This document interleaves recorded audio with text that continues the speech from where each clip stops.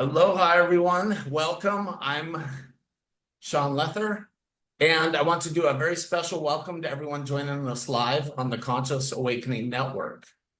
I'm going to go through a few announcements before we get started. On the third Tuesday of this month, August 20th, we'll be having our monthly Hawaiian Islands Experiencers Sharing Group. Anyone who's had a spiritually transformative experience, NDE, after-death communication, or if you're just interested, please join us. And David will put the links in the chat. Okay, coming August 28th, I hope you'll all join us at the IONS Conference in Phoenix. It's August 28th through September 1st. You can come and join us in person, or you can watch it online. I will be hosting the Experiencers Lounge there every afternoon and speaking on a panel on Sunday, so hope to see you. And we'll put the link to that in the chat. For details and registration and links for all of these events, make sure that you sign up for the Hawaiian Islands newsletter. You can sign up at the top right hand of the current August Hawaiian Islands newsletter. This event will be recorded, and you can watch a replay on our Hawaiian Islands YouTube channel. You can also watch it on the Conscious Awakening Network and the Conscious Awakening Network YouTube channel. So please take a minute, and everyone, if you could subscribe to our channel, that would be wonderful. Lastly, I want to remind you that these events are a labor of love for me, and it's very important that we keep them free. Your generosity helps keep all of our events free and support sharing the wisdom and love of NDEs and STEs with the world. Please partner with us and donate today. David will put the links in the chat. Okay. Aloha and welcome. I'm Sean Lether, your host. We're so excited to be broadcasting live on the Conscious Awakening Network. If you are watching us on YouTube, please make sure to like and subscribe. Tonight's guest, Sheila Seppi, is an author, speaker, healer, teacher, life coach, regression therapist, and shamanic practitioner who blends various special modalities to help people explore the realms of self-discovery and transformation. She is the founder of the Conscious Awakening Network, the Galactic Alliance, Spirit Way Ministries, and podcast host for Conscious Awakening series with Sheila Seppi and Cosmic Conversations. On September 23rd, 1999, Sheila became a soul exchange walk-in. She entered the body of a 38-year-old mother with 3 children and was instantaneously healed from documented illnesses. You can find out more about Sheila at her website, which is www.sheilaseppi.com. Welcome, Sheila. Hi, how are you? I'm great and so excited for you to be here. Why don't you start and tell us about your amazing experience? Okay, well, in 1999, I was a very sick person. I'd been diagnosed with bone cancer, brain tumors, fibromyalgia, chronic fatigue. I walked with a cane. I had erythema nodosum, sarcoidosis, you name it, I had it. Had the beginning stages of multiple sclerosis, RA, and in short, my health was in the toilet. And I was in pain a lot of the times, very irritable, had 3 children, a husband, a very demanding job, and I just don't know how in the world I was doing it as I look back now. But what happened to me is I went to bed a very sick person. And what felt like about 7 o'clock the next morning, it seemed like somebody reached down, grabbed me by the hair of the head, pulled me bolt right up in bed, and it was like lightning ran through my body, and then I was in white space. Now, a lot of people ask me, well, did you die? And it's like, I don't have a clue because I was in white space. I don't know where this space was, but I do know I was out of pain. I was surrounded by unconditional love. I was very, very comfortable. And if I had had my say, I probably would have stayed there because it was the most amazing place ever. But The next thing I knew, my peripheral vision was coming in and then my frontal vision. And as I sat up in bed and was looking around, everything was the same, but everything was different. And I really didn't even know how, Sean. It was just, everything was just different. But when I got out of bed and I put my feet on the floor and I felt carpet, it was like I'd felt carpet for the first time, which was like, ooh, this feels really good, you know. And I'm walking through the bedroom and I caught my reflection in the mirror. And it was like I was looking out of somebody else's eyes and I was just mesmerized. So I stopped and I was looking at my teeth and my hair and, you know, my eyes and everything. And I'm thinking, gosh, this is really weird because the next thing that happened, I started having these past life memories. Now, for a lot of us, past life memories is no big deal, but I didn't even believe in them. The next thing that happened is I started having all these memories about how to heal people. And these modalities was starting to flood through my mind. And I had never studied alternative healing. I was a kid of Western medicine because as far as I was concerned, that was what was keeping me alive. And then I also had a lot of universal truths that was flooding through my body that I did not have a reference point to be able to even understand. And so the next things that started happening is the clairvoyance started coming in. And I started seeing people walking around and talking to me. And honestly, I thought I had lost my mind because I thought, okay, I've just had a psychotic break between the dysfunctional marriage, the kids, the job, the illness. I've lost it. I've just lost it. And I was convinced of that. And of course, everybody around me was also supporting that philosophy that I had lost it. You know, I lost all of my friends, and which was okay because all of a sudden I didn't resonate with them anymore and I didn't understand that.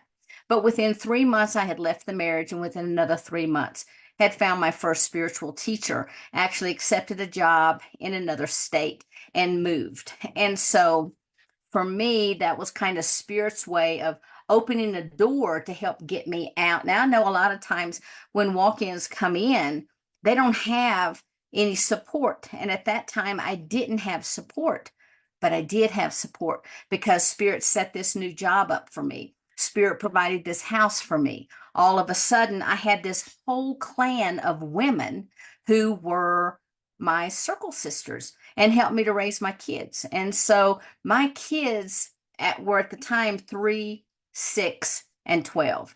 And so all of a sudden, they had this mom that could play with them, could get up and run around, and we could do things together. Whereas before, I was laying on the couch just trying to play with them. So for the first 6 months, I was kind of like treading water. You know, I didn't want the new employers to think I was going wacko. And so as I was visiting the town that I was getting ready to move in, of course, this is in 2000. We didn't even have, well, we had internet, but it wasn't as, you know, available as it is today. So I'm looking through the phone book. And in the back, there was an ad, excuse me, for a spiritual counselor. And I'm like, oh, that's exactly what I need because she also was a psychologist. So it was like spiritual counseling that I felt comfortable with because my background was in psychology. So that really resonated. Spiritual, I was religious. At the time, I didn't even know the difference between spiritual and religious. And so I went to see her and set up that meeting. And as I was talking with her, and sharing the story, you know, she's making her notes and we're doing whatever we're doing. By the second meeting, well, even I think in that first meeting, she brought up and she goes, you know, she goes, we can have more meetings, but she said, I can honestly tell you, I don't think you're having a psychotic break. And I really don't think that there's anything mentally wrong with you. The people that you're seeing, have you ever heard of spirit guides? They could be spirit guides. Well, that started my blood boiling just a little bit. And then I'm like, she's just discounting me. I thought she was, you know, patting me on the head and sending me out the door. I went for drugs. That's what I wanted. I wanted to take my little blue pill, pop it, and my life would go back to normal. But no, she's talking to me about spirit guides and, you know, angels and all this kind of stuff. And she had talked about walk ins. And she gave me a book. And I'll be honest with you, when I left, I was literally furious It's like, this lady's crazy. I just paid all this money. I get down to the car and it's like, but I think she's telling me the truth. So I called back and I'm like, "So sorry for my behavior. I would love to see you again." So I actually started seeing her twice a week for a long time. And she ended up becoming my first spiritual teacher because she also was of Hopi lineage.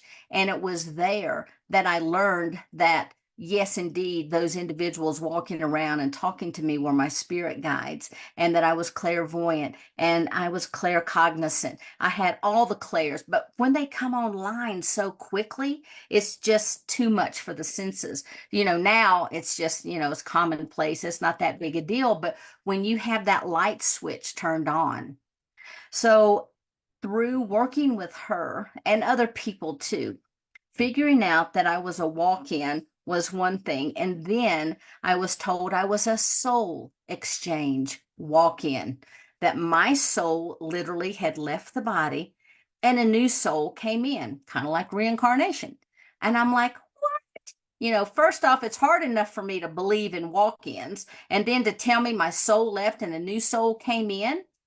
But that really started making sense to me, because one of the things when I came in, my personality totally changed. I didn't eat the same. I didn't dress the same. I didn't listen to the same music.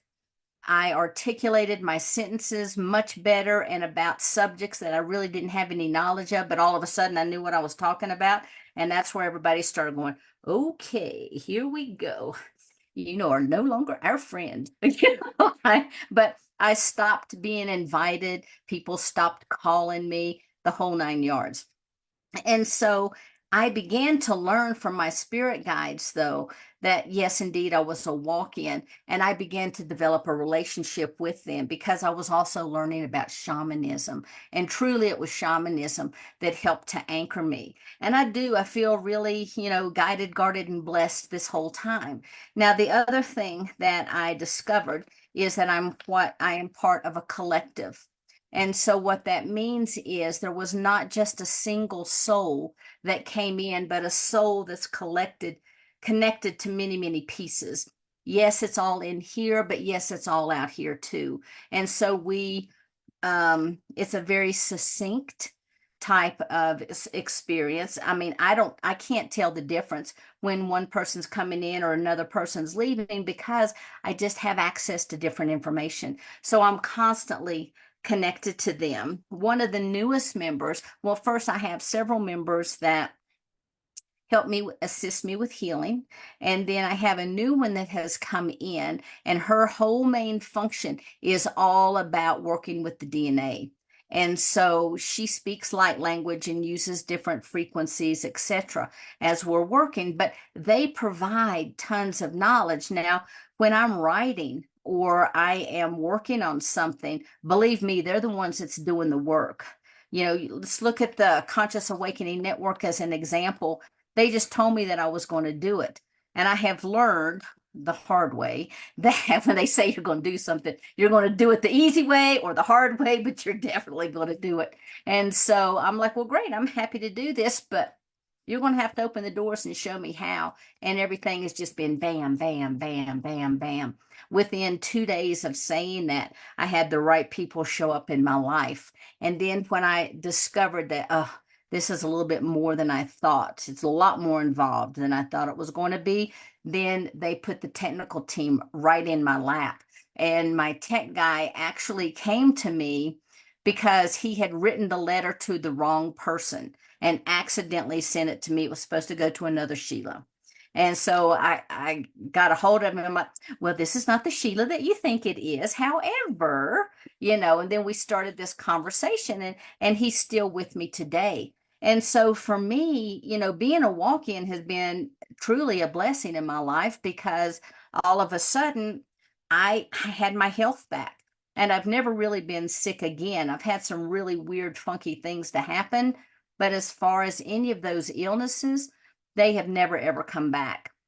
And so I also think that working, with my team, because they're very high level, has helped me too, because when they're coming in, they're always infusing the holographic grid of the body with their energy. And so if there's any lower vibrational frequencies, viruses, colds, that kind of thing, it gets knocked out pretty quick. So that's my story. So I have so many questions. And by the way, everybody who has questions, put your questions in the chat and we'll ask them as we go on. But how was your family? Like, what did they think when you didn't have these memories anymore? Did you know who they were? Well, I knew my mom, my dad, and my kids, thank goodness. And I knew who the husband was. And I got rid of him. I divorced him in about 3 months. I was like, so it's like, who is this person? But my mom probably, I guess 6 months, 8 months in, sat me down on the couch and she goes, I need to have a serious conversation with you. And I thought, oh my God, she's going to tell me she's got a disease. And she goes, I really think you need to make a doctor's appointment.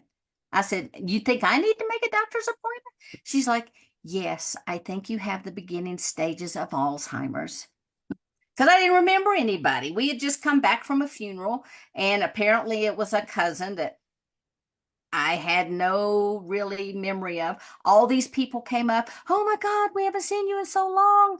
And they're talking to me. I had no clue who they were, but I was really good at, like, oh, how are you doing? It's been great. How's your life? What's your favorite thing? So I was really good at keeping a conversation going. So I would try to deflect things from me because I really didn't know who these people were. And, that's one of the reasons why having my spiritual teacher and my group was really a good support for me, because they were constantly saying, no, you're not crazy. No, this is normal. Yes, this is a normal feeling. And they really helped me to navigate a lot of this. Plus, it doesn't hurt when you got your spirit guide in your ear, like, okay, let's go over here. Let's go do this. And they would help me to navigate. Now, I used to joke and say, well, why didn't you guys tell me who that was? You're talking all the time. So why didn't you just tell me? But that's not the way that it worked. And so I have asked for a lot of my memories back. And the reality is, I didn't even tell my dad I was a walk-in until the day before my book was going to be published and go public. And then, and when I talked to him, I said, you remember when I was very sick? And he goes, yes. And I said, and you remember all of a sudden I was better? He goes, I know, that was a miracle. And I said, and then you remember how all of a sudden that I had all this clairvoyance and I could see, because I saw his sister and when she passed and gave messages to the family and stuff. And that's something that I had really never done before. And I said, so you remember all of that? And he's like, yes. And I said, well, the reason is because when I was sick, that soul left and another soul came in. So I'm a walk-in. And he sat there for a minute and he thought, and he goes, because remember, I came from a religious background. He goes, that's when Jesus healed your body and you were given the gifts of the Spirit. And I'm like, exactly. And so my family accepted me 100% based on what their belief system was. And so it was never like, oh my God, here she comes again, hide the Christmas presents or anything like that. They opened, they really opened their hearts to the concept. And, it's not like we sit down and have long discussions about it, but at least I was not ostracized. So how did you merge? Because the original Sheila left. Right. And what do you know what your name was before? Yeah. My name was Nawaila. Yeah. So, okay. So how did you merge with Sheila? Because, because now you talk about her as if you're merged in a way, even though she's gone. Right.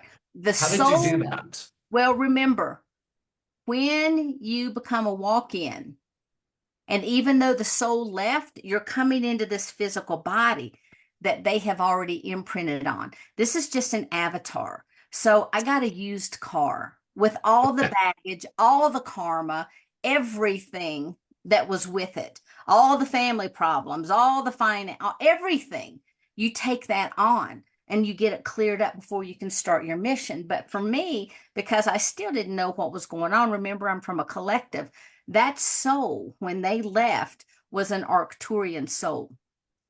And so there was an energetic framework laid within the holographic field that makes up all of our energetic bodies and the aura itself. And when I came in, remember, I'm from a collective. So it was kind of like drip and drip, drip a little bit of that Arcturian soul energy into me, because you have to have enough energy to animate the body. And so the Arcturian aspects came in first, because that way I didn't fry the biology or the neurology because of that other framework. And then over time, as I began to heal and to clear things up, more and more of those aspects of the collective came in. And do you believe in soul contracts? Did you have a I soul do. contract with her? Did you have an agreement? I checked on that because at first I was asking, well, can anybody become a walk-in? And they're like, no, if that was the case, everybody in this planet at some time or the other would be a walk-in. Like, I can't deal this anymore. But that's not what it was. For me, I came in, I have a very specific mission, which is what I'm on track doing my mission work every single day. But when this particular soul cried out to be released, there was not really like soul contracts, when they typically are forged, they're forged thousands of years before what we would consider thousands of years, because all the players have to be in place. Everybody has to be born. Everybody has to get to a certain age for a particular walk-in to come in when you have a soul contract.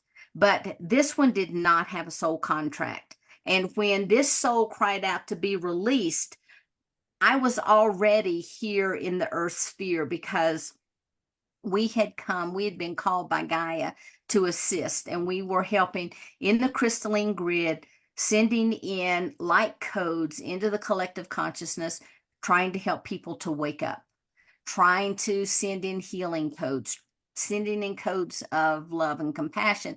So when this soul cried out to be released, then there was a decision made immediately by the collective that I would be the aspect to come in. Now, I'm sure some kind of agreement had to be struck somewhere or the other.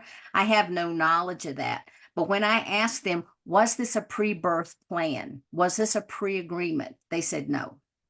And then I started really freaking out. And I'm like, oh God, am I a body snatcher? Did I take advantage of a weak body? And they're like, no, she was ready to go. That was it. Her time was up. But had I not come in and the soul expired, or the body expired, the father would have raised these children. And I can tell you that would have been devastating for all three of them. So where did she go? And have you communicated with her? Have you heard from her ever again? I am not, no, some people say their soul hangs around and all this stuff. She was gone. I have never once had contact with her ever, ever. I think that at one point I felt like a lot of sadness and regret. And I think that maybe some of that was hers, when I was experiencing a lot of her emotions. But and I talk with my collective all the time. I talk with other spirits and guides, all the time, but she has never once shown up. So as far as I know, she was on to her next mission, doing her job. So how did your kids take this? What did they think of first? Oh, they loved it, because this other mother, she's, always tired, always sick. I don't have time. Go away. Leave me alone. I'm going to bed. But then all of a sudden, my youngest, Dylan, who I have a healing business with, he'll tell people, he's like, So she was so boring. We couldn't ever play. We couldn't do anything. And the next thing I know, we're out. We're at the park. We're going to museums. We're going to swim. We're doing this. So the kids loved it. And they were young enough that it really didn't make a difference. It's not like the physical aspects had changed, even though I did come in, I've got green eyes. And whereas before they were blue, but now I have green eyes, and my hair is a little bit different, but kids don't notice that stuff. So they loved it. Okay, so let's start with the basics because Okay. not everybody understands what a walk-in is. Okay. So if you could explain what a walk-in is and why it might occur. Well, there's a lot of different types of walk-ins. Okay.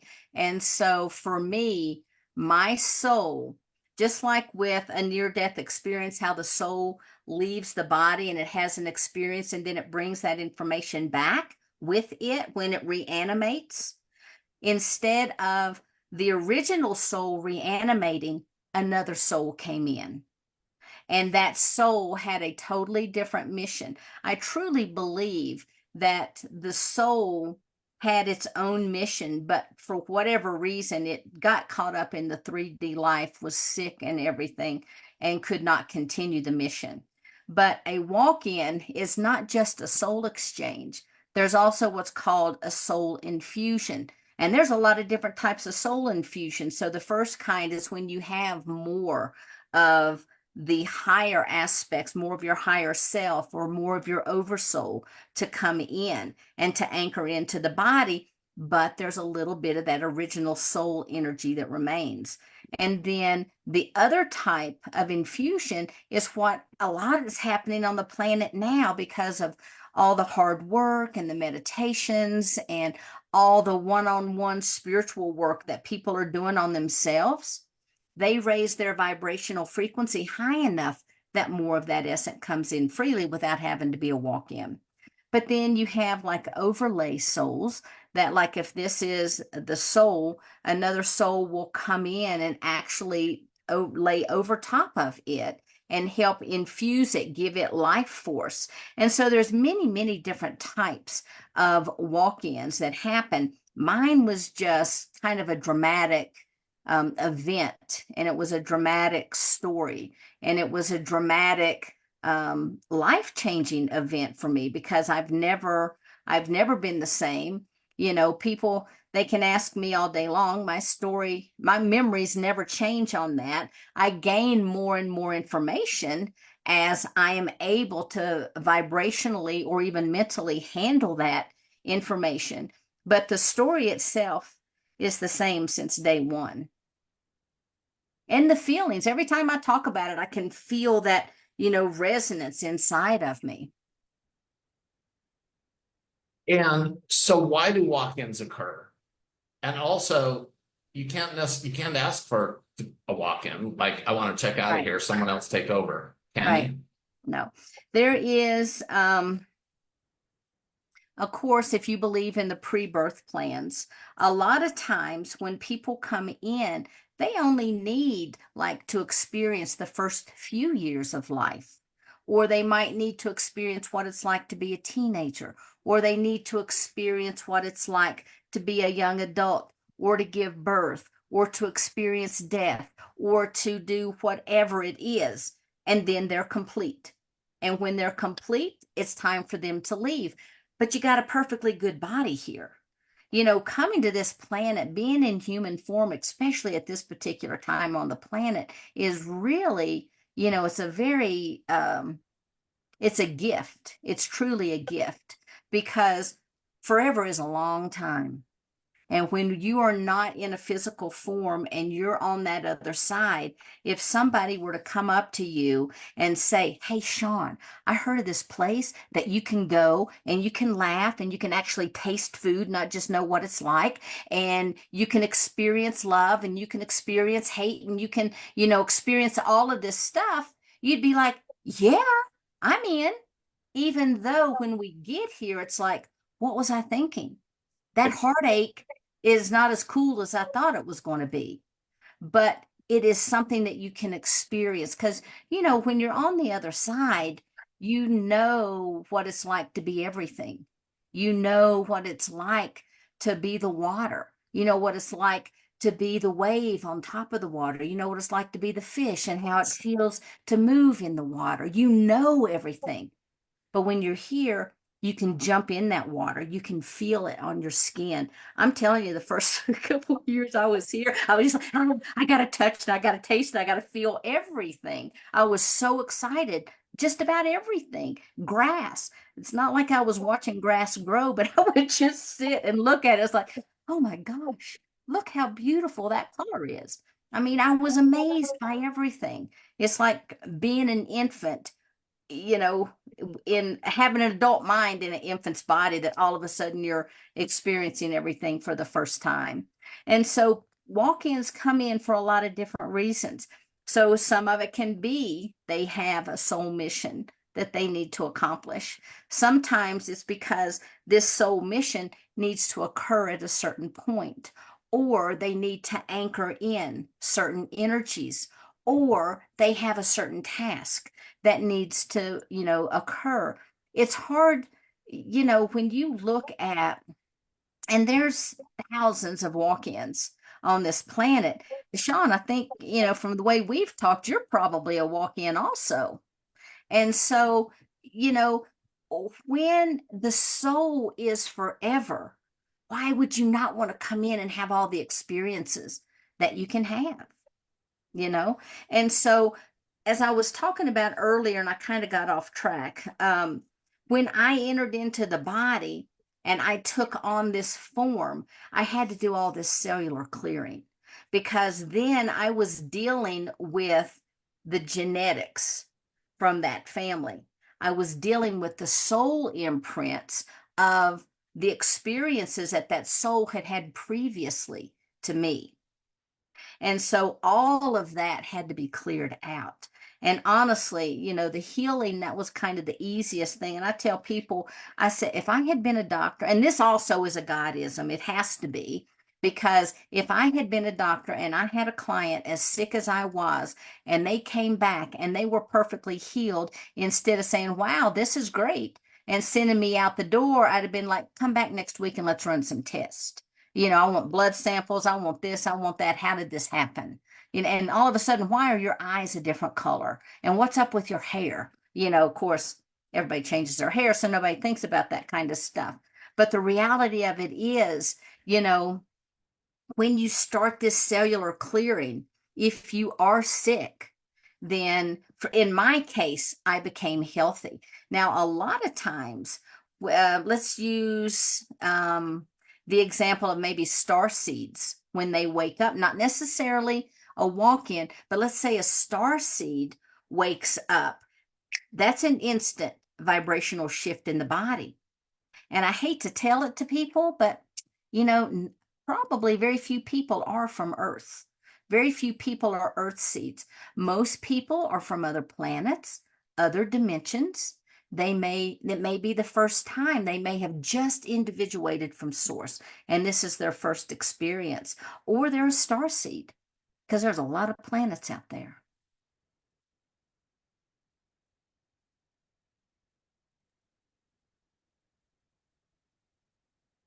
So what did the doctor say when you killed yourself? They just basically said, "Oh, well, I guess that medical treatment worked." Woo! You know, They I took mean, the credit. of course, they took the credit. You know, they're not going to say spontaneous miracle in their notes. It's like, "Oh, this medication really worked." You know, Yeah. but then I never went back. You know, I didn't go to any follow. I never go to the doctor. I think I've been, since I've been a walk-in in 99, maybe twice, maybe three times to a doctor. You know, I don't need to go. And the one time I did have to go, all of a sudden I was just healthy as could be, and then bam, I had this liver failure that happened, which honestly, my enzymes were like, I think the number was like 2,360 something. It was supposed to be like 40. I mean, huh. So anyway, I was out of work for only a month. And then I was back at work because the body rapidly healed. But I honestly believe that was another period of time that they were really working with me and bringing in yet another, more and more soul essence. So tell us a little bit about your memories from the other side before you came here. Okay. So, let's see. The most immediate memories were, like I said, I was part of a collective, and being part of a collective, it's pure consciousness. Okay. But we were like way out, almost to the very edges of the Andromedan system. And we were actually kind of observing something that was going on. At first, I couldn't tell, was we a scout? Was I in a ship? But it was just pure consciousness and an observation. And there was this thing coming in to the outer realms. And there was a ship that was over to the right. And all of a sudden, there was like this ring of light that went doo, doo, doo, doo, doo, all the way around, and this pulsation stuff started coming out, and it encapsulated this thing, and it pulsed it until it disappeared. And as we were watching it, that's when we felt that tug from Gaia, and it was like a cry. And she was wanting people to come to assist. And I say people, so whether you're in a spirit form or a consciousness form or whatever it is, I just refer to it as people, even galactics are people. And so we were called to come to Earth. And when we came, we, I guess you would say, we entered into the field of the crystalline grid that surrounds the Earth. But it wasn't just us, there were like thousands, but we all merged our consciousness. And by raising that vibratory frequency, that's how we were pulsing and sending those light codes in. I have vague memories of being on different planets, some of them kind of deserty, some of them, very lush. One, the sky was kind of greenish, the grass was sort of blue. It was almost like an opposite to this planet. And then I have some memories of being on the Andromedan. It's not really a planet, it's kind of like a biosphere. But inside of it, there's like mountains and rivers. I mean, it's a beautiful, beautiful place. And if you didn't know, you would think that you were on a planet, but it's really a biosphere. And then there's like little dome houses and, different things like that. But the memories mostly that I have are like those, it's like, when you've got something on the tip of your tongue, it's like, I just can't bring that forward when I'm really, really thinking. It's like, okay, I really want to know about. And then a lot of times my collective's like, you don't need to know about that. You're here. You got a job. Focus on the task at hand. I'm like, oh man. Just like with the memories, they finally told me, they're like, look, these are not your memories to begin with. Okay. So why do you want them? And they'll only bog you down. And then they were right, later in life, as, I progressed and I was more anchored into my body, they gave me a few more memories that I was like, okay, yeah, we got to clear that from the cells. And so I was doing this cellular clearing for about 10 years. But now the information that they give to me is just more, I just call it like, universal basic stuff, which isn't really universal basic stuff to a lot of people. And to a lot of people it is. But to most people, like the dimensions and the densities and the, holographic universes and all these types of things, that's the kind of information that they're giving me and working with me. In about a year and a half ago, was in about 2 years. In 2 years' time, they've given me 2 different healing modalities, and it's all about different aspects, like the ley lines of the body, which I'd never heard. And when my team said, okay, now we're going to teach you about the ley lines, well, me being me, it's like, oh, well, we call those meridians. They're like, no, we're going to teach you about the ley lines. It's like, yeah, we call those meridians. We have 11 major. And they're like, no, these go horizontally, left and right, front and back, eternity. And I'm like, what? So they started teaching me about that. And then they began to teach about how, the holographic grid is set up. And then when I'm working on somebody, when I really tap into them, it's like I'm seeing graph paper, and that goes all the way in through all of the various bodies. And they've shown me there's 12 bodies, and between the astral body and the spiritual body, there's a field, and it's electromagnetic field, but it holds information on what they're calling the matrices. And that matrixy connects into the heart, and it's like the higher chakras, the heart, the throat, the third eye, and the crown. And then it connects out into, out into the cosmos and brings information in the body. Fascinating. So as they're giving you some of these memories, and that we have multiple timelines, you got some memories that was basically multiple timelines, right? Where you remember we were talking about that the other day. And what is that like to process? You've got two memories, but they have different outcomes because they're on different timelines. How do you merge those together? Well, if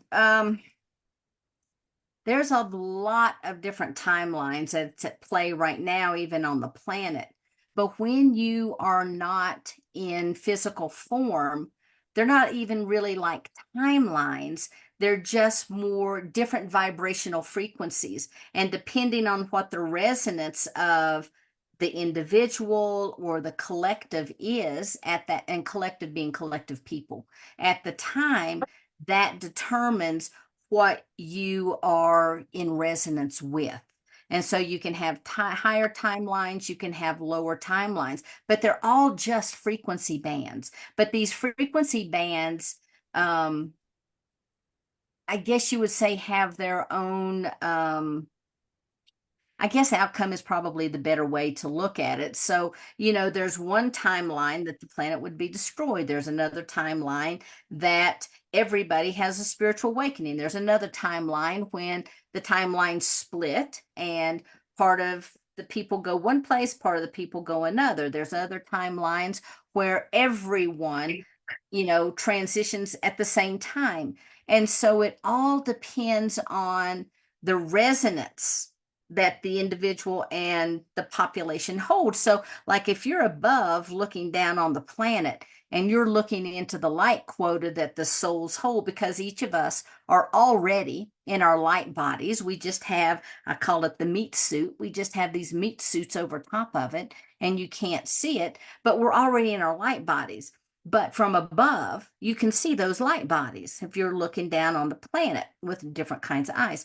So when you look down on the planet and you see all of this light, the brighter this light is, the denser or the less dense that the population is, the higher the frequency rises, the more light quota. And when it reaches a certain level, then the earth and the population on there will transition.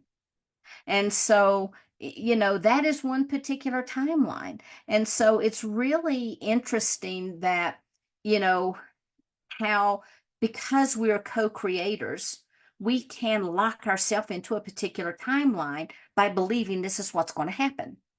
But when we open up and we allow, the flow of the universe to just move through us, to allow spirit to take control, and we just step in that flow, then we don't have to be locked into a timeline, and our vibration naturally just rises.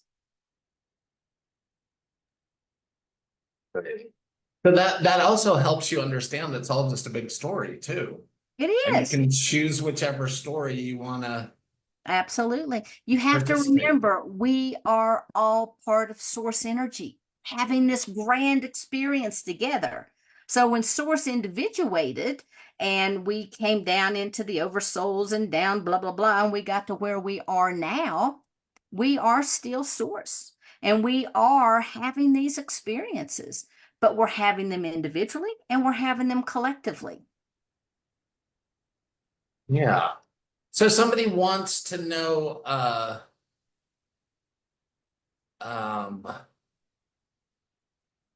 we already talked about the past soul, but why would you choose to come and take over in that soul versus starting and having your own experience?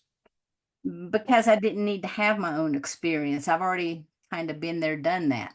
And so we were here working on the grid. We are here trying to help raise the vibrational frequency of the planet. And so imagine I am boots on the ground. Like I saw Stone popped up. Stone is boots on the ground. She's a walk-in. And so we come with very specific frequencies that we're anchoring into the planet. And there's things that we can do here in physical form that takes a little bit longer to do in spirit form. How many times do you think you've incarnated? I don't know. And I did ask them that. All I know is I'm not quite sure. I've been here a lot. Um, I mean, this could be my first. I don't know. They haven't said it's my first, but I'm not really, like anchored in. I think that this is a magnificent planet. I really do. But I also know because of the energy that I hold with my collective, there's nothing that can beat that. There's nothing that can, beat that feeling of dropping into that multidimensionality of who you truly are. And so all of this is just a game of experience. And when I have clients that come in and they're like, oh my God, this is happening and that is happening and this is so bad and I can't sleep. And it's like, well, rise above it, let it go. Well, that's so easy for you to say. And it's like, no, just do it because guess what? Does it really matter? Think about this. In 100 years, is this going to matter to you? Well, what do you mean in 100 years? Somebody might come in thinking they're getting their hip worked on. But they did a whole lot more because I'm always talking to people about their souls because that's what I'm here to do, is to help people wake up and to remember who they are at the essence of their being. Because without the soul, there is no animation, and that's why this physical form would have just died without that animation because that soul was out of here one way or the other.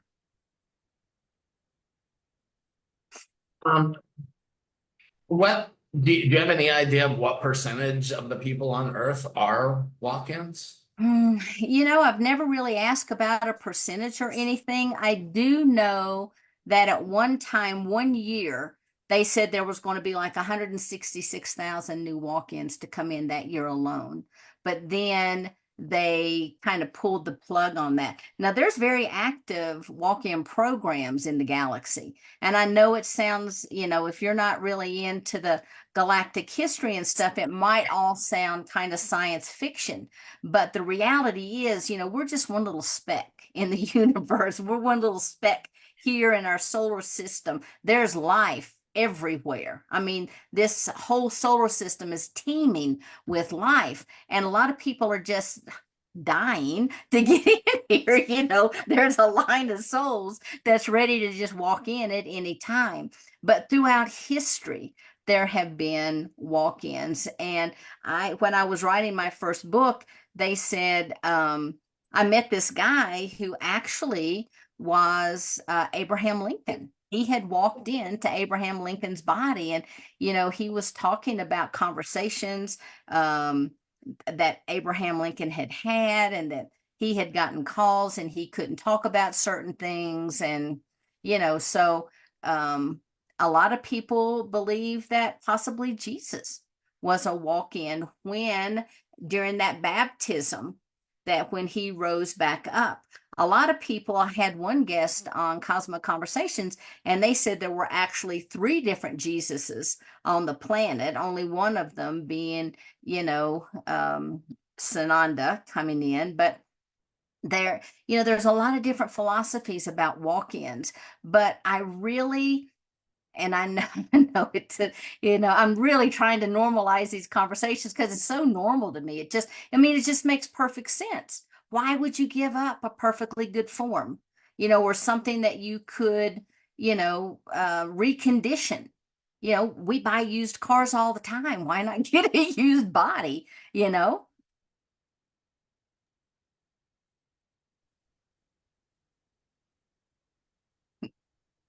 So we kind of already discussed it, but somebody else wants to know again. Yeah, the connection with your kids, is it as strong, Oh, uh, and organic as it was with the biological one?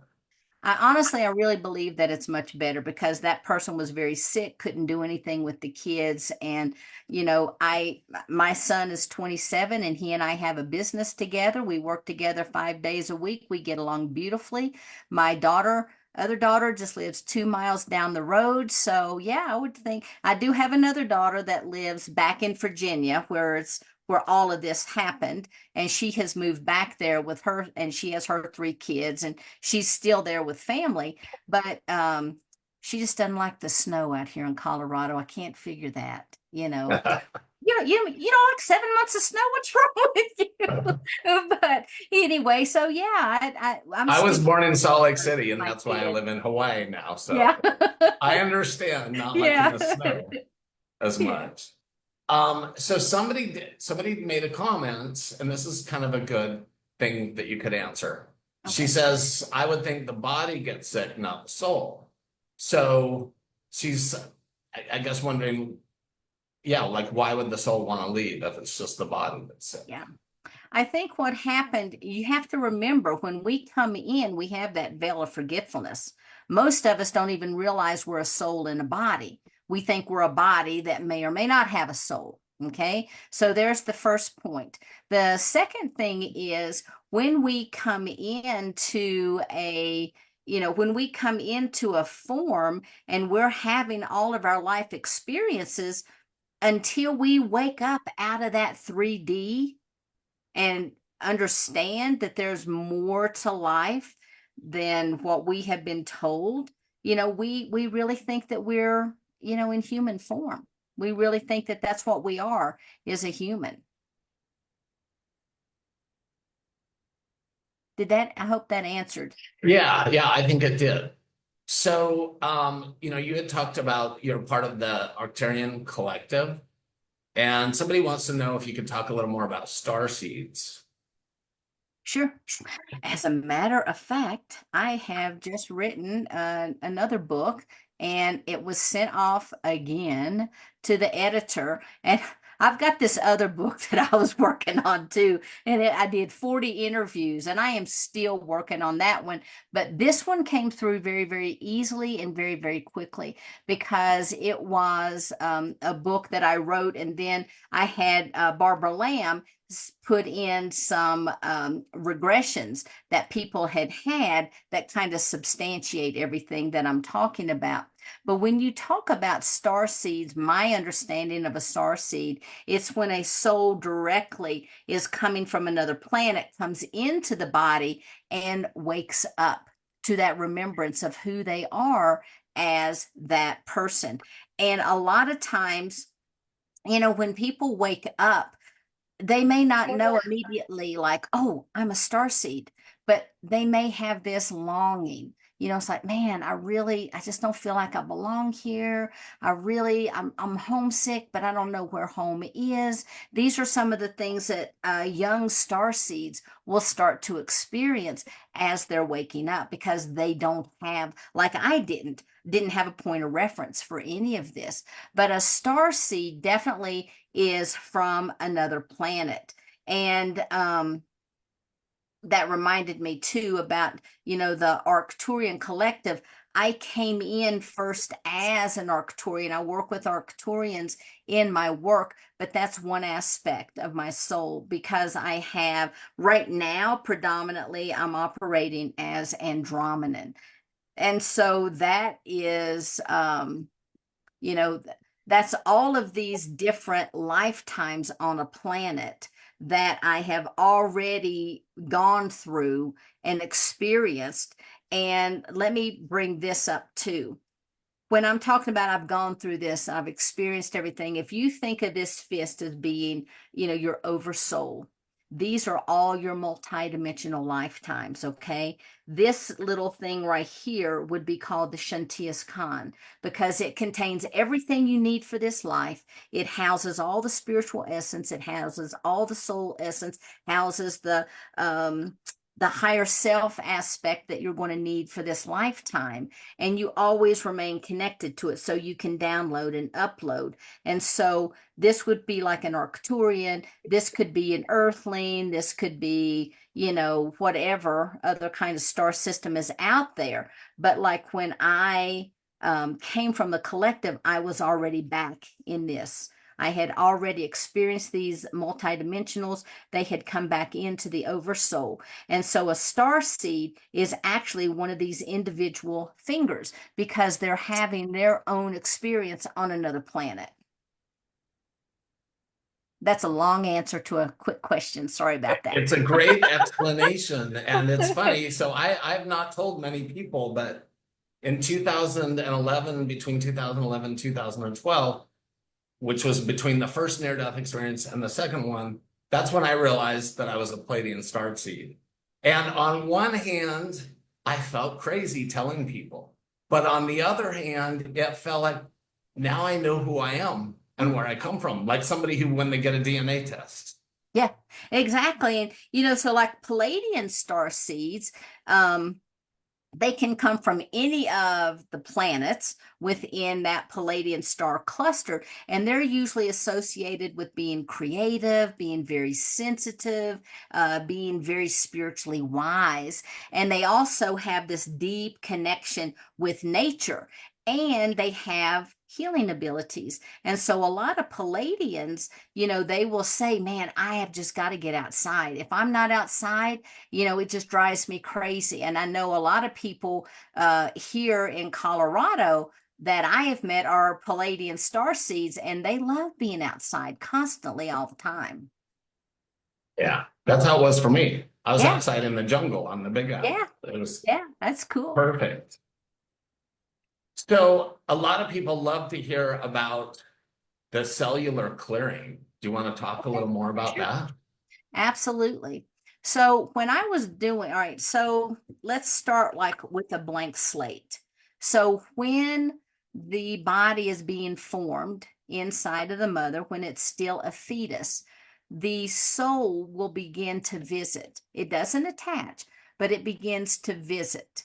And it begins to bring in the epigenetics of the soul so that it can start to imprint on the little fetus as it's growing, growing, growing, growing, growing. So the soul will come in and it'll come out many, many times. So when that baby is born, not only does it have the genetics from the DNA of the mom and the dad, it also has the epigenetics of the soul.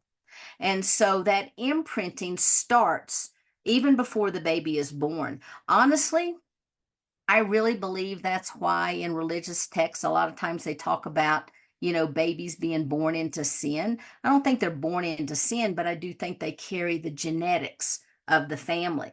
And that family has been imprinted on since the beginning of time and when the false matrixing was put into place and all of that imprinting, that feeling of separate, they're born with the genetic feeling of separation. They're born with that genetic feeling of fear. Wow, they're a brand new baby. What do they got to fear? But they already have that imprinted, okay? So that's the first thing that happens.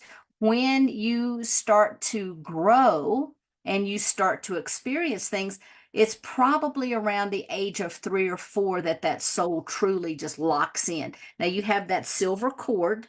When that baby is born, it already has a single soul that's, you know, attached with it, but that soul still is out doing its job. It's out working. It's doing this. It's doing that. It comes back in. As the soul, as the child grows, it finally locks into place. And that's when a lot of children around the age of, you know, 2, 3, 4, 5, all of a sudden they start talking about their past lives. Why? Because the epigenetics of the soul have imprinted on the cellular structure of the body. Okay, that was already in there. But when that soul anchors into that body, just like when the soul anchored into this body. All of a sudden, I remembered, like those past lives that I remembered, those were not my past lives. Those were the past lives that were in the cellular structure. And so as a child grows, more and more of those memories can come forward because that soul just sent this huge volt of electricity throughout that body, and it can activate all of these memories. But then you continue to grow. Every experience that happens to you is imprinted. Your health is imprinted in the cellular structure.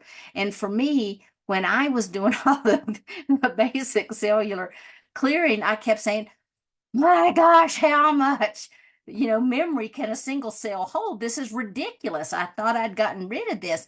My collective said, you cannot think of a cell as being this little bitty individual that has a mitochondria and the DNA. You have to think of it as a computer chip. And how many cells do you have in the body? How many computer chips do you have? Now, not that we really have computer chips, but that's the analogy that they were given. I mean, maybe we do, that we just can't see them, but that was the analogy that they gave me to show we hold tons of information. And we also hold that in our DNA. Those codexes that are not lit up, in scientists say, oh, yeah, that's just junk DNA. No, it's not. It's your ancestry. It's your past lives. It's your galactic lives. It's your spiritual talents. They don't have a way yet to measure how a spiritual talent can reside within the DNA that's, just a tiny little speck. And so that, as far as the cellular clearing goes, when you're working with cellular clearing, you're releasing. You release the past life's traumas. You release all the soul wounding. You release the physical miasms. You release all the trauma that you have experienced in this life or any other life. You release all the ancestry history. And a lot of people honestly have come in to do ancestral healing because the ancestors before them did not have the skill set, or the energetics were not in place so that that stuff could be released. And I know a lot of times people, they come in like, oh my God, I know I'm doing ancestral healing. I don't know what I signed up for, but it's, it's like, this is not my stuff. I know it's not my stuff.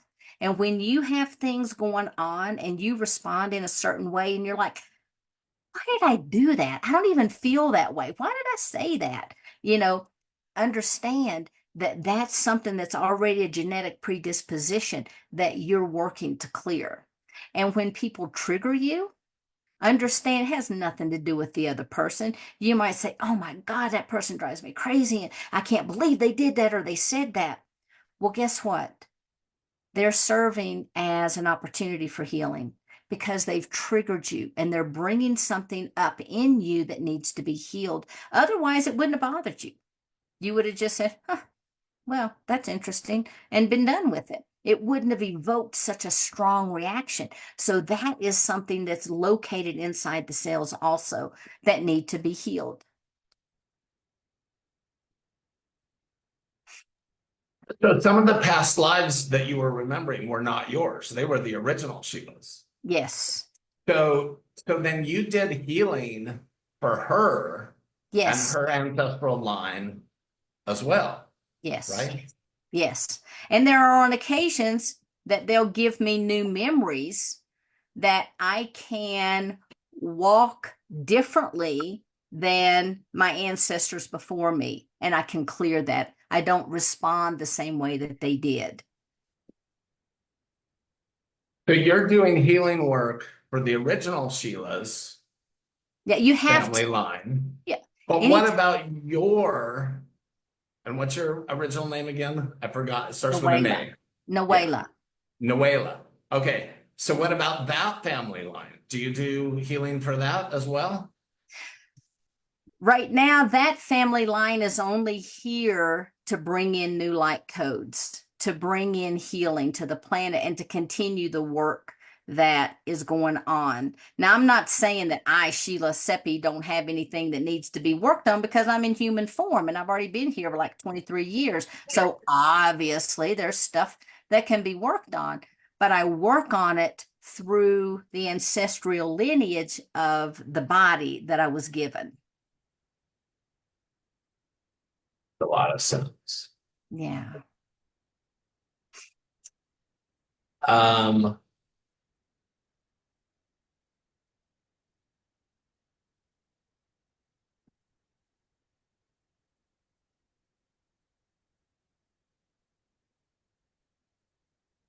So let's go into what is your purpose? Why are you here now? And tell everybody about all the amazing things that you're doing. And trust me, she's doing all kinds of amazing things. She has unlimited energy. Well, I don't know about that, but it's pretty high. Okay, so when I first entered into the body, they told me I was a way shower. I had no idea what a way shower was, but I figured it out what a way shower was. Then I felt this grave responsibility. Oh no, I have to help wake all these people up. I have to do this. I have to do that. Oh my God. And I studied every healing modality that I could study and offered it. I was working 7 days a week. I expanded my office. I brought other healers in because then it's like, well, maybe if I had more people, we could get more work done and da da da. Well, then I was kind of running around. Now, I will say I have had many conversations with my guides who do have quite a sense of humor. And when it's almost like they were laughing at me, like, oh, how long is it going to take her to figure this one out? Kind of thing. But I really thought I had to do everything by myself because they said, you are a way shower, you have to do this. And so I was doing that. But honestly, the second I realized I didn't have to do it all, and I knew other people were way showers, but from the way they were talking, it's like I had such a responsibility. I was supposed to be reaching these masses and I was going to be doing this and that. It's like, I don't know how one person can do that. And then when I realized, oh, I don't have to do it. I just have to gather other people together, and together we do that. And that's when I started with the Galactic Alliance, and then it grew into the Conscious Awakening Network, where now I think we've probably got, I just was looking on YouTube the other day before they blocked us. I was looking on YouTube and I think we've got like 1,200 videos up. And then, of course, we've got videos on our website and we're continuing to expand, which I'll tell you about in a minute. But all of these videos are people who are sharing the truth about this reality, whether they're talking about it in the health field, whether they're talking about it through things that are occurring right now within the governmental systems and the galactic systems, whether they're talking about, spiritual awakenings, whether they're talking about self-improvement. All of these people are speaking with one voice, and they're not saying the same thing, but there is like, wake up. We're here to support you. Wake up. So it's not just waking people up, it's being there to support them as well. Because they told me very clearly that I was to help wake people up and that I was to, be here as a support net for them to get ready for the ascension. Well, when they told me that, I was like, oh, that's going to be next week. Woo, they're telling me to get ready. Here we go. Here we go. And I'm sure people throughout eons of times have been thinking the same thing.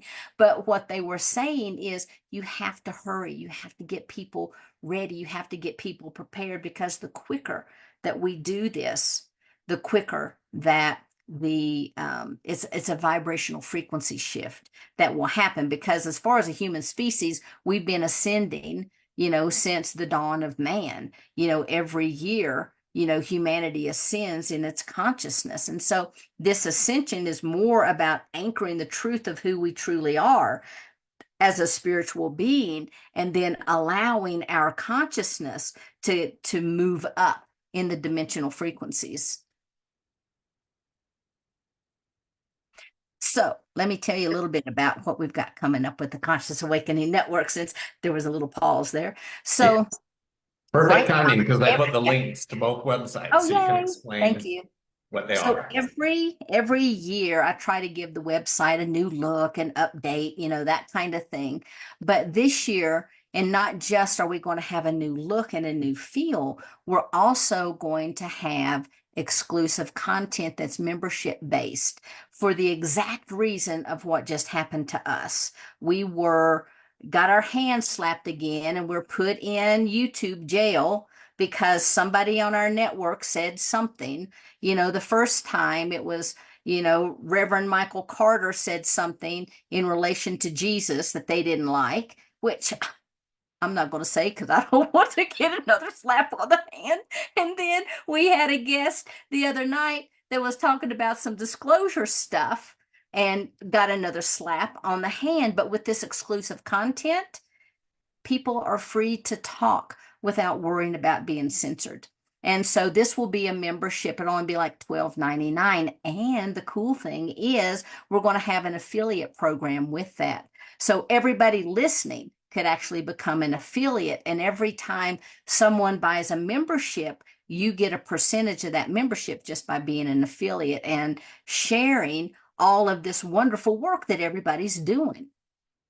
So that's one thing we have coming up. And then at the end of the month, on the 31st, if you will check out our website, again, we have a Starseed conference that's coming up. So we're really excited about that. We're still getting everything, all of our ducks in a row, but that'll be happening on the 31st, and that's free. All you have to do is sign up. You'll get a link. You can watch it.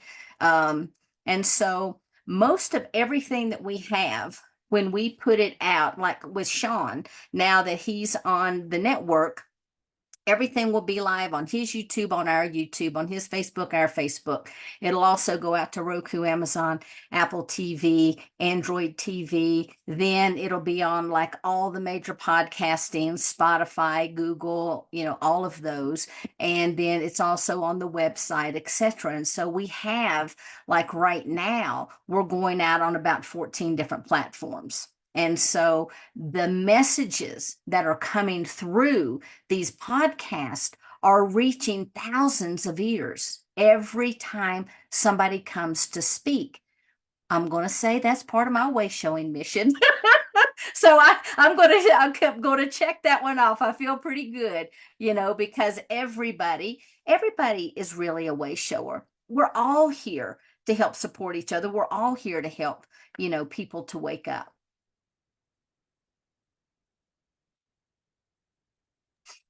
Yeah. And so, yes, we're going to be broadcasting our events every month on there, but also we do a lot of special events only on Conscious Awakening Network. Mm-hmm. So you can go there now and you can see, if you go to Near-Death Experiences and Spiritual Awakening with Sean Lether, you can go and you can see some special events that we did just on Conscious Awakening Network. So it's very exciting. Yes, it is. And so, I'm just so thrilled that there's so many people that have a similar vision because, when this first came to me and they're like, "Oh yeah, you're going to do this network and you're going to do this." And it's kind of like, I want to play with other people. Even when I started meeting with the first I guess you would say app developing people that were talking to me about this, they're like, "Okay, so we can get Conscious Awakening Network here, here, here, and here." And I'm like, "Well, okay, but," I said, "What if we have other people that come on too?" "Well, you can interview anybody you want." And I'm like, "No, but what if I said, like, how about if 5 of my friends or 12 of my friends put their shows on?" And they're like, "Oh no, lady, you're crazy." And finally I wore them down. So we had to start out, but literally within, let's see, October, November, December, January, within 4 months, we already blew up the system because we had so much content on there. And that's when I started really, I know there's a lot of wonderful AI out there, and don't get me wrong, I like AI. Some of it is fantastic, some of it, not so much, but I still believe in the coding. I like to give people jobs. And so everything that we do, we build our own apps. And so I'm really excited about that because when we get this membership up and going, then I know that membership program is going to work the way I want it to work. I know these platforms are going to work, and that's why they're very, very stable. And so you don't ever have to worry about it going down unless electricity turns off, because we also have, we're on some of the largest, server capacities that are out there. Yeah, and a lot of it's free. There's only, in fact, everything's free right now. Everything is Yeah. free, and the majority of everything's going to continue to be free. But there's Right. some content Some like special. that we've gotten slapped our hands with that is not going to be free, that people can purchase. And we have some phenomenal stuff coming up. That's wonderful. Okay, so also, you're an amazing healer. I haven't experienced your services, but I know lots of people that have. Mm.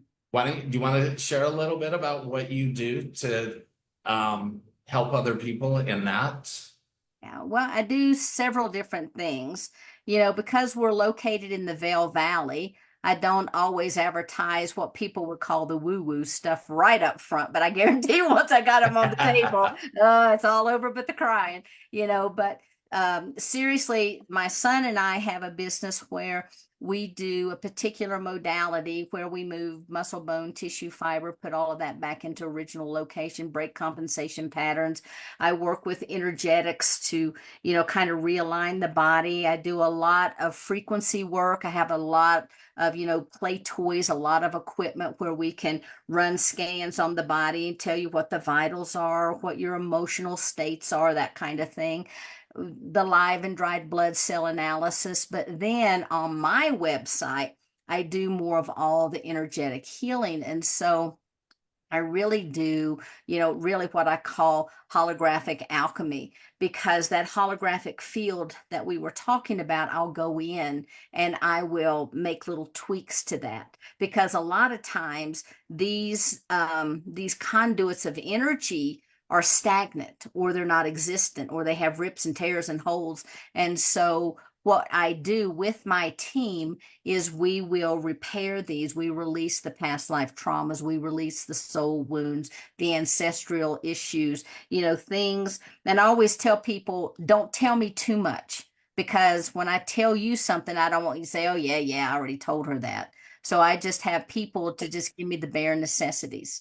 And so sometimes they go in and we'll work on somebody's knees. Well, then we find out that in the knees, that crystalline structures that really are, family miasms that have been passed down generational, or hips, those kinds of things. A lot of times that can be released in a session. A lot of times it'll take a couple sessions, because it's not sometimes instantaneously. Sometimes it is. But in working with this holographic field, then I can go in and I can really start to repair what's happening real time right now. And then the other thing, like I'll do galactic readings for people. I do, just all kinds of different healing modalities. And you can Wonderful. read all about that at SheilaSeppi.com. Yeah. And then I put a link into the list of the current series that everyone can see on Conscious Awakening Network. Yeah. Somebody would like to know, what are the techniques that you use for cellular clearing? Energy. I just, but if you're wanting to do that for yourself, it's a lot of really deep work. And so you have to begin to unravel everything, because you have to go back to the point of origin. Just clearing something to make yourself feel better temporarily, I mean, that's good because it gives you relief in the moment, but you really have to backtrack to the point of origin, either in this lifetime or another lifetime. And I have found that that is the only way to really successfully be able to remove these things from the holographic field, because I can honestly tell you, I've had, some people that have, gut issues. No matter what they do, it's gut issues. We try, we try traditional energy work. I mean, it's not really traditional, but to me, that's the more traditional kinds of stuff. And if that's not working, then it's like, okay, then we have to actually backtrack. It really wasn't the sushi that you had last Tuesday that caused those issues. Let's go back and see what it was. I just did this with one guy and found out that there was a ship explosion and there was a piece of something that kind of landed into him and sort of ripped him apart. Obviously, he died, but the body, the soul was so, there was this trauma that went right into it. So it impacted it and it imprinted on that soul. And so they had carried it into this lifetime. And this is the time that he is releasing that.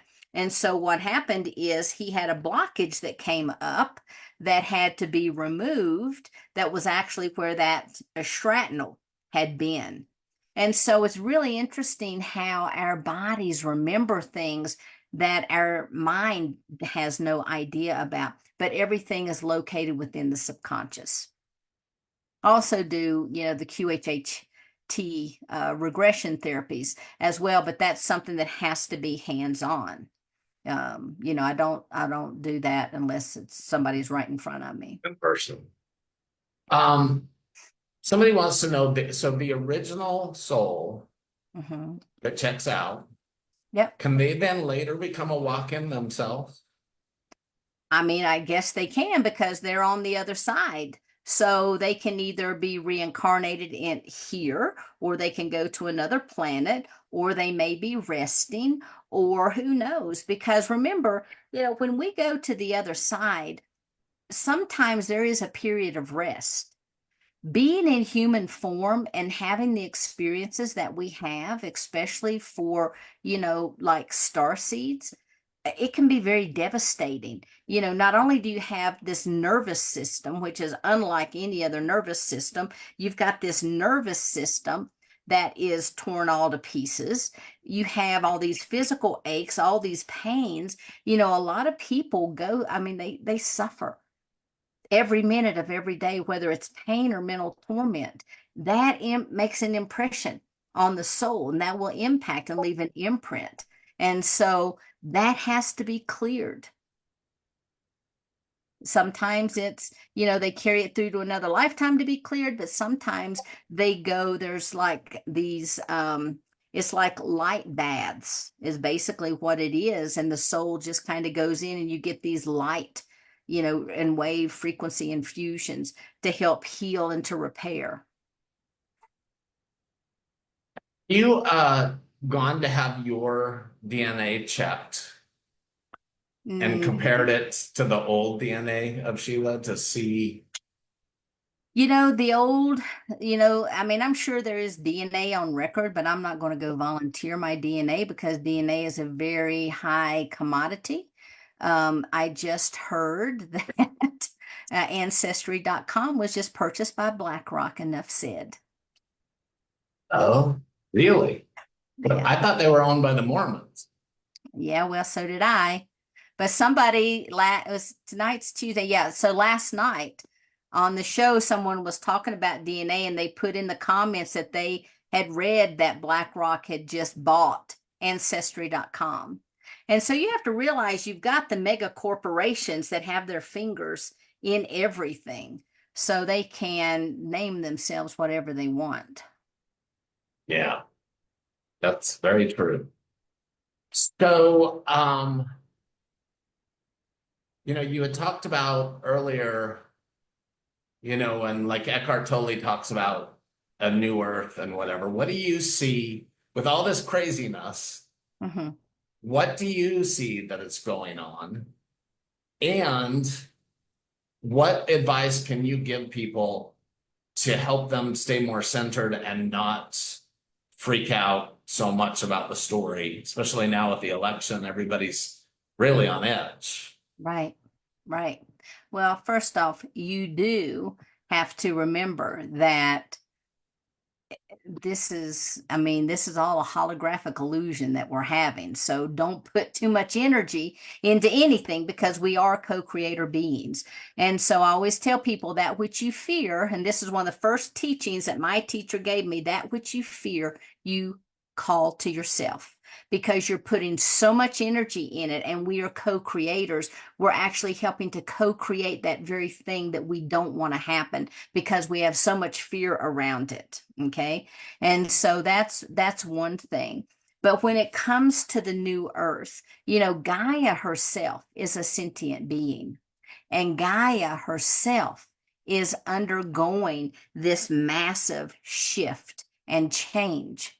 Now, I don't know if you guys paid attention to this or not, but when there was the lockdown during the pandemic, did you see how quickly that Gaia repaired herself? That you were able to actually see the him. I mean, we're talking just a matter of days and weeks that bam, instantaneous healing started occurring. How did that happen? How did that happen? It's because Gaia herself shifted. I think all of this is this grand orchestration to get us to where we actually need to be. And pandemic is like, yeah, okay, whatever. That's just a step. That's one of the stepping stones. Okay, the next thing is this. The next thing is this. When it comes to elections or fear or all the stuff that's happening on the planet right now, I just tell people, what happens when you walk into a dark room and you flip on the light? You see everything that's there. And the light quota on this planet is raising. And when that light quota begins to raise and it starts to shine its light, you start to see everything. Corrupt politics didn't just happen in the last 8 years. It's always been. But now, people, the vibrational frequency will not allow them to drop into that. War did not just happen start with Russia. It didn't happen that way. It's always been. But now people are like, this is not acceptable. How can this be happening? And that's because your vibrational frequency is changing, and no longer are the things that once were acceptable. You see things with new eyes. You hear differently. You respond differently. So what's happening out there? You know, it's always been. It's just now. It's like all of a sudden we woke up. When we opened our doors and we walked out on the planet after that pandemic, it seemed like everything had shifted. We were walking into a brand new reality because Gaia herself had shifted. Gaia is no longer, and if you'll think what has happened in the last 3 to 4 years, I mean, the ideas that people carry now are not the same ones that they had when they went into the pandemic. And the beautiful thing about the pandemic, people got to reconnect with their families. They got to drop into who they are as a spiritual being. They had time to shift their diets. They had time to meditate. They had time for all of this. And unlike what I think people thought was going to happen, the vibrational frequency of the planet raised, Gaia shifted, and we have already started moving into that new earth because we live in a third density. We live on a third density planet, okay, that contains dimensions 1, 2, and 3. So we're in a third density planet. But guess what? How many people have fifth dimensional consciousness? How many people have seventh dimensional consciousness? The trick is to hold it. But when we all lock in to that 5D consciousness at the same time and are holding it, that's when the new earth transition will occur. Beautifully said. And we really saw it here in Hawaii. The coral reefs started coming back, and it was quite amazing. Yeah. And they said that would take how many years? Right. And it like happened overnight. It's like, what's going on? Yeah, Gaia's changed. She shifted. Yeah. Well, I just want to thank you so much, Sheila. This has been a huge blessing to have you here to share all that you're doing with the world. And I'm so excited, honored to know you. And everybody here has just been touched. All kinds of really beautiful messages for you. Do you have any final message that you would like to give before we close? Yeah, I do. I always want people to remember that you are so much more than you have been taught. You are more powerful than you know. You are a soul having a human experience. You're not a human having a human experience. You're a soul in this avatar form. You are part of that source energy. And as such, you are more powerful than you could ever begin to imagine. So, really step into that. I always tell people drop back into that person that you already are, but you've told that you're not, that you're told you have to strive to be. Okay? Because you're already there. Just embrace that. Beautiful. Thank you so much. Oh, thank you, Sean. This has been a great honor, and I hope you'll come back and share more of your wisdom with us. And you guys can, when you go to the Conscious Awakening Network, you can go to the events page and you can see Sheila has 2 shows that you do every week on Yeah, Monday Mondays and and Thursday. Thursdays. Mm-hmm. Yeah. Yep. And those are open. Those are live. You typically can, yeah, you can go to the website and you can watch them on the TV. Just hit live TV and it'll come up. If you have Roku, Amazon, Apple TV, or I tell you what, you can even download it. We have a free app on Apple and the Android, the Google stores. So just go and download the free app and you can watch everything that we have. Just carry it with you. And then if you have Roku, Amazon, Apple TV, or Android TV, just go ahead and type in Conscious Awakening Network, and that app will pop up and you can download it. We've not yet gotten up there with Netflix, but we're working on it. Something tells me it'll be up there with Netflix in a year or so. The way that you work. Fingers crossed. That's the way they work. Right. Thank you so much, Aw, Sheila. thank you. I really enjoyed it, and everybody just loved this. And thank you, David, for helping keep stuff going in the chat. And I'm really grateful to all of you that attended. Hopefully, we will see you at the IONS conference at the end of the month, if not the sharing group on the 20th. And we will see you all next month. Aloha.